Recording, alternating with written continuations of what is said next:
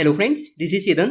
News ये है कि रिसेंटली श्याम रंगीला, जो कि एक स्टैंड अप कॉमेडियन है, उनका लोकसभा इलेक्शन के लिए नॉमिनेशन रिजेक्ट कर दिया गया जब वे नरेंद्र मोदी के खिलाफ इलेक्शन में खड़े हुए थे। बहुत ही बड़ी ये न्यूज़ है क्योंकि इलेक्शन के टाइम नॉमिनेशन की प्रोसेस एक बार फिर से सवालों के घेरे में आ गई और ये सिर्फ इनके साथ ही नहीं हुआ, बहुत सारे कैंडिडेट को इसी तरह रिजेक्ट कर दिया गया। और अब सवाल ये भी उठने लगे हैं कि क्या एक साधारण व्यक्ति जो लोकसभा इलेक्शन लड़ने के लिए योग्य है, एलिजिबल है, क्या इंडियन डेमोक्रेसी में उसे इलेक्शन लड़ने दिया जाएगा? समझेंगे क्या है पूरी न्यूज़, लोकसभा चुनाव किस तरह लड़ा जाता है, नॉमिनेशन की प्रोसेस क्या है और श्याम रंगीला के साथ जो ये सब हुआ उसके पीछे की क्या राजनीति है, इन सभी को समझने की कोशिश करेंगे। कहानी कुछ ऐसी है कि श्याम रंगीला एक मिमिक्री आर्टिस्ट और स्टैंड अप कॉमेडियन है।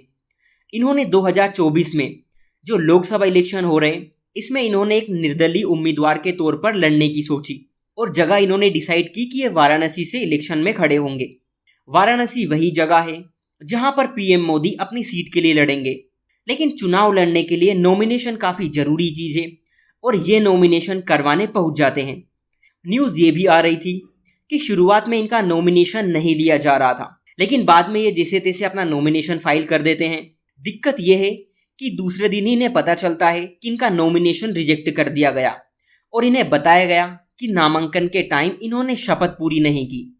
फ्रेंड्स, भारत में लोकसभा चुनाव लड़ने के लिए कुछ नियम कानून होते हैं और representation of the people act 1951 ये कहता है कि कोई भी शख्स जिसका नाम वोटर लिस्ट में हो वो किसी भी चुनावी क्षेत्र से कुछ जरूरी योग्यताओं के आधार पर लोकसभा इलेक्शन लड़ सकता है। जिसे चुनाव लड़ना है उसकी मिनिमम एज 25 ईयर होनी चाहिए और एक व्यक्ति मैक्सिमम 2 सीटों पर इलेक्शन लड़ सकता है। लेकिन अगर जीत जाता है तो वो सिर्फ एक ही सीट रिप्रेजेंट करेगा। ये कुछ जरूरी बातें थी जो आपको पता होनी चाहिए। अब बात आती है नॉमिनेशन प्रोसेस की। रिप्रेजेंटेशन ऑफ पीपल एक्ट 1951 के तहत चुनाव की अधिसूचना जारी होने के बाद ही नामांकन की प्रक्रिया शुरू हो जाती है। जो भी कैंडिडेट हैं अपने नॉमिनेशन की आखिरी डेट तक अपने जो भी डॉक्यूमेंट्स हैं वो रिटर्निंग ऑफिसर या असिस्टेंट रिटर्निंग ऑफिसर को दे देते हैं। नॉमिनेशन के फॉर्म के साथ ही जो कैंडिडेट हैं उसे डिस्ट्रिक्ट इलेक्शन ऑफिसर को एक जमानत राशि देनी होती है, जैसे कि लोकसभा इलेक्शन के लिए 25,000 और विधानसभा चुनाव के लिए 10,000 रुपये। लेकिन आपका क्वेश्चन ये होगा कि इनका नॉमिनेशन रिजेक्ट कैसे कर दिया। इन्हें ये बताया गया कि नामांकन के टाइम इन्होंने शपथ पूरी नहीं की थी, जिसकी वजह से इनका जो नॉमिनेशन है वो रिजेक्ट कर दिया। श्याम रंगीला जी का ये कहना है कि जब वे नॉमिनेशन सबमिट करने गए थे तब उन्हें बताया ही नहीं गया कि ऐसा भी करना है, क्योंकि ये पहली बार इलेक्शन लड़ रहे हैं।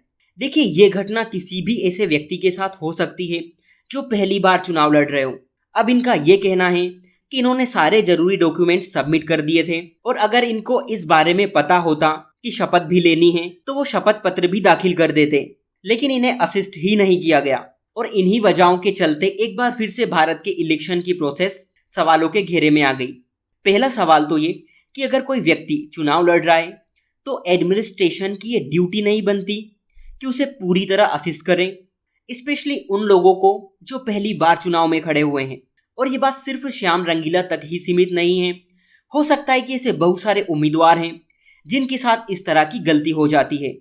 दूसरी बात, क्या एक आम आदमी भारत के लोकतंत्र में आसानी से चुनाव लड़ सकता है? क्योंकि बहुत सारे केस ऐसे आते हैं जो कहीं ना कहीं हमारी इलेक्शन प्रोसेस पर सवाल खड़े करते हैं। फ्रेंड्स, बहुत लोगों की इस पर अपनी अपनी राय है। कुछ लोगों का मानना यह है कि श्याम रंगीला जैसे कैंडिडेट सिर्फ पब्लिसिटी स्टंट करना चाहते हैं और अगर इन्हें लड़ना ही है तो वो अपने क्षेत्र से क्यों नहीं लड़ते। देखिए, इस बारे में हम कुछ नहीं कह सकते। आरपीए एक्ट खुद कहता है कि आप कुछ जगहों को छोड़कर पूरे भारत में कहीं से भी लोकसभा इलेक्शन लड़ सकते हैं। ये अपनी अपनी पर्सनल चॉइस हो सकती है कि कोई कहां से लड़े। हो सकता है ये एक पब्लिसिटी स्टंट हो, लेकिन श्याम रंगीला को छोड़ दिया जाए तो उन लोगों का क्या जिनका भी नॉमिनेशन कैंसिल कर दिया गया हो, क्या आप उन्हें भी पब्लिसिटी स्टंट कहेंगे? कुछ लोगों का मानना यह है कि भारत में इलेक्शन के लिए लेवल प्लेइंग फील्ड नहीं है, यानी सभी को समान अवसर की स्वतंत्रता नहीं दी जा रही। कुछ लोगों का क्लियर ये कहना है कि राजनीतिक पार्टियां ये चाहती है कि उनके उम्मीदवार निर्विरोध जीते, इसलिए या तो निर्दलीय उम्मीदवारों को बैठा दिया जाता है, उनको नॉमिनेशन फाइल नहीं करने दिया जाता, या फिर उनके नॉमिनेशन को रिजेक्ट कर दिया जाता है। आप लोग इसके बारे में क्या सोचते हैं बताइएगा जरूर। सो आज के लिए इतना ही। Thank you.